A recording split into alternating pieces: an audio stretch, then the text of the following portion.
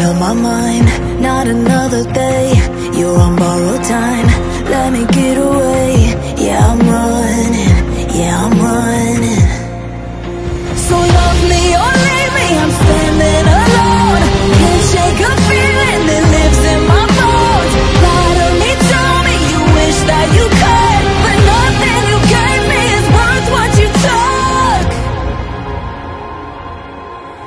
Cause baby, when I'm gone for good.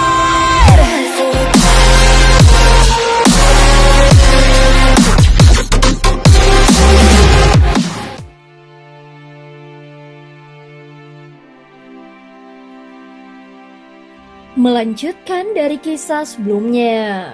Sebelumnya setelah Xiaoyan dan Longyan tiba di klan Naga Awan, mereka tiba-tiba diserang oleh salah satu Naga Awan. Namun Xiaoyan langsung menghancurkannya. Setelah keributan yang terjadi, beberapa Naga Awan dan pemimpin klan akhirnya muncul. Beberapa ras binatang memandang manusia hanya sebagai makanan lezat. Dari sikap kelompok ular laut bulan iblis, sudah cukup terlihat bahwa di dunia Shanghai ini kedudukan manusia hanya setara dengan santapan. Itu benar-benar menyedihkan dan berbahaya. Saat berikutnya tiba-tiba pemimpin ras Naga Awan mengeluarkan raungan yang mengguncang langit dan bumi. Para Naga Awan lainnya pun ikut meraung seakan menyuarakan kedaulatan mereka. Itu jelas sebuah provokasi terhadap Xiaoyan dan Longyan. Saat ini kening Xiaoyan langsung berkerut. Dia melangkah maju dan tubuhnya berubah menjadi kilatan cahaya bergerak secepat kilat.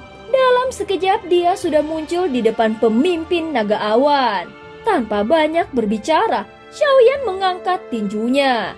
Kemudian cahaya putih menyala terang dan kekuatan pukulan itu cukup untuk menghancurkan pemimpin Naga Awan tersebut.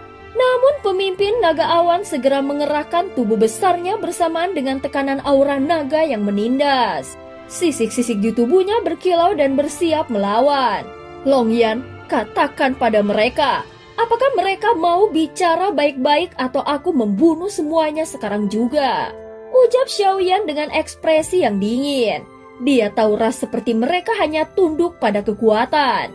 Hanya dengan menunjukkan kekuatan mutlak barulah mereka mau menurunkan kepala.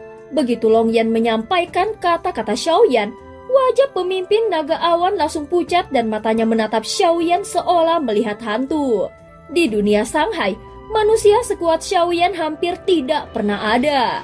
Itulah sebabnya mereka begitu ceroboh sehingga berani menantang Xiaoyan dan Longyan. Saat berikutnya kekuatan jiwa Xiaoyan menyapu luas dan menutupi seluruh wilayah Naga Awan. Dalam sekejap, dia mengetahui bahwa Raja Tianzang tidak berada di sini. Kekuatan ras Naga Awan jelas tidak mungkin mengancam eksistensi Raja Tianzang. Pemimpin Naga Awan itu sendiri hanya memiliki kekuatan setingkat tahap pertama keabadian para dewa. Sedangkan kebanyakan anggota ras mereka hanya berada di tingkat keabadian kaisar. Sementara itu, kekuatan Raja Tianzang sudah jauh melampaui tingkatan itu. Xiaoyan sendiri kini tengah menembus batas dan terus berkembang pesat. Terlebih lagi, dia sebagai salah satu sosok penting di dunia sensi, sehingga aliran energi dewanya tidak akan sedikit. Sebelum meninggalkan dunia sensi, kekuatan Raja Tianzang sudah lebih tinggi dari tahap pertama keabadian para dewa. Adapun senjata yang sering dipakainya adalah sebuah tombak panjang. Sehingga Xiaoyan bertanya, apakah sebelumnya ada seorang manusia yang datang ke wilayah mereka dengan membawa tombak? Setelah Longyan meneruskan pertanyaannya, pemimpin Naga Awan terdiam dan wajahnya berubah gelisah. Namun akhirnya dia menunduk dan berkata, iya, memang ada seorang manusia yang pernah singgah, namun hanya sebentar. Setelah itu dia pergi menuju Rasman Kuang Linhu. Mendengar itu, Longyan menoleh kepada Xiaoyan. Ayah, katanya dia sudah pergi. Kita harus mencari ke Rasman Kuang Linhu. Xiaoyan menatap pemimpin Naga Awan itu. Sekilas terlihat sederhana namun sebenarnya penuh perhitungan. Kemudian dia pun berkata dengan ekspresi yang dingin, kalau begitu, biarkan dia yang mengantar kita ke sana. Pemimpin Naga Awan itu berusaha menghindar dengan alasan luka di tubuhnya terlalu parah. Namun Xiaoyan langsung menekan telapak tangannya ke tubuh naga itu dan luka-lukanya langsung pulih dengan kecepatan yang mengejutkan. Kalau kau tetap menolak, maka biarlah ras naga awanmu lenyap di sini. Ucapan Xiaoyan membuat pemimpin itu tidak berani lagi membantah.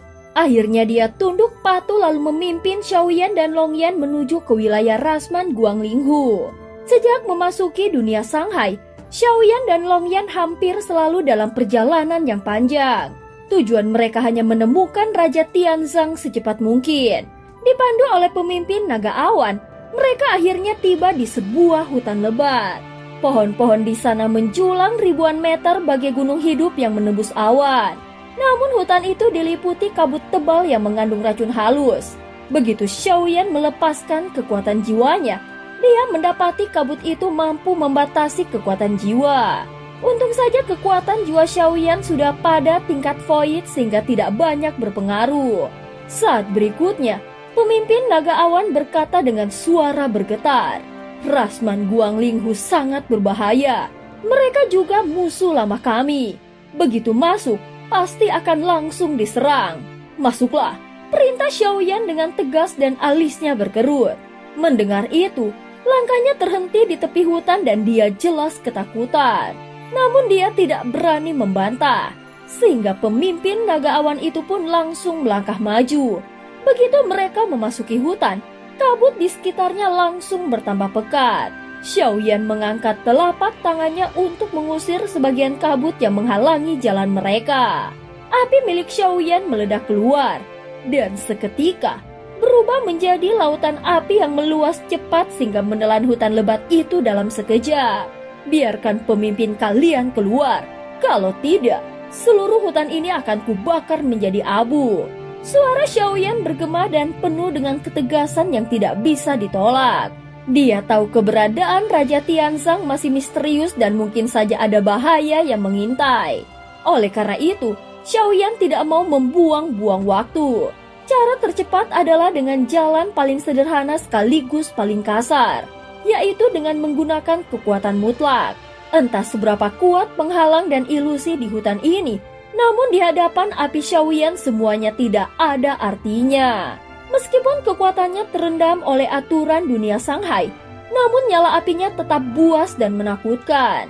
Saat ini lautan api menjalar semakin luas. Dari dalam pepohonan terlihat cahaya aneh berkilau dan beberapa sosok perlahan muncul.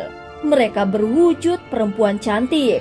Kulitnya putih bercahaya seperti kristal. Tubuh mereka indah dan lekuk yang menggoda dan hanya ditutupi kain tipis yang memperlihatkan sebagian besar kulitnya. Namun Xiaoyan jelas tahu itu hanyalah ilusi. Di balik penampilan manusia cantik, mereka adalah makhluk buas yang meminum darah dan memakan daging manusia. Berhenti di situ. Satu langkah lagi dekat, kalian pasti akan mati.